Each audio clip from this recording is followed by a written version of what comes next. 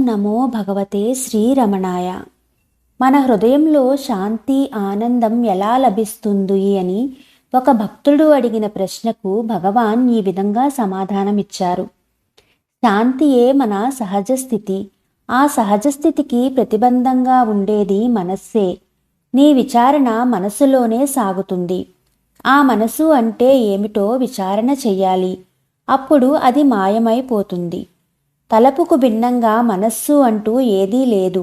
అయినప్పటికీ తలపు పైకి లేస్తుండడాన్ని బట్టి అది ఎక్కడ నుండి లేస్తున్నదో ఊహించి దానిని మనసు అని పేర్కొంటున్నాము. ఆ మనస్సు ఏమిటి అనేది తరచి చూస్తే మనసు అని చెప్పబడేది ఏదీ లేదని కనుగొంటాము. ఆ విధంగా మనసు అంతరించిపోయినప్పుడు శాశ్వతమైన శాంతి మనకు అనుభూతం అవుతుంది.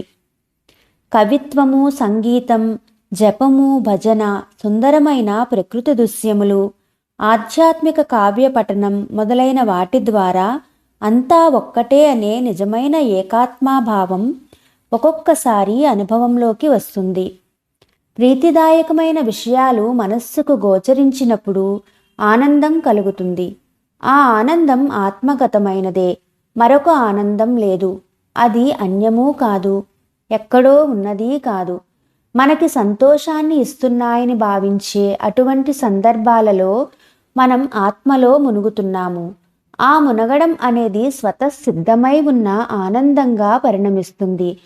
ఆ ఆనందాన్ని ఇతర విషయాల మీద, సంభవాల మీద ఆరోపించడానికి కారణం మనకు తలపులతోటి ఉన్న సంస్కర్గమే.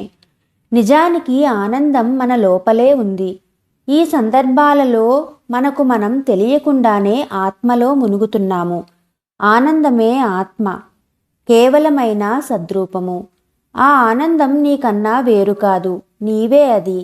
ఈ అనుభవం ద్వారా ఏర్పడిన నమ్మకంతో నీవు తెలిసిన ఆత్మలో మునిగితే అదే ఆత్మసాక్షాత్కారము. నీవు ఆత్మలో అంటే హృదయంలో ఎరుకతో మునగవలను. అప్పుడే మనకు పరమశాంతి అనుభవం అవుతుంది.